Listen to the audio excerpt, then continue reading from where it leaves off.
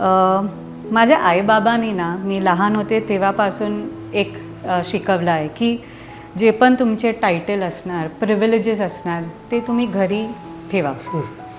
जेव्हा पण आज पण लोक सावंतवाडी पॅलेस हॉटेलमध्ये येते ना, तर तेव्हा मी युवराणी नाही आहे. मी त्यांच्या प्लेट पण उचलणार, त्यांची ऑर्डर पण घेणार, आणि ते माझे सगळे स्टाफनी बघितलं आहे आणि जी पण लोकांनी सावंतवाडी पॅलेसमध्ये जेवायला आलं आहे सगळ्यांनी ते बघितलं आहे.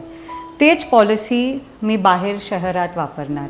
मी राजवाड्यामध्ये नाही बसणार आहे. माझं असं म्हणणं आहे की मी नगरपालिकाच्या ऑफिसमध्ये बसणार आणि आपण एक डिजिटल टेक्नॉलॉजी माध्यमातून कसं लोकांना क्विकली, म्हणजे खूप वेळ ना थांबताना आम्हाला भेट दिली पाहिजे. म्हणजे कारण कधी कधी आम्ही असं ऐकते की त्यांचा पूर्ण दिवस फक्त एक साईन घ्यायला ते नगरपालिकाच्या ऑफिसमध्ये त्यांच्या जात आहे.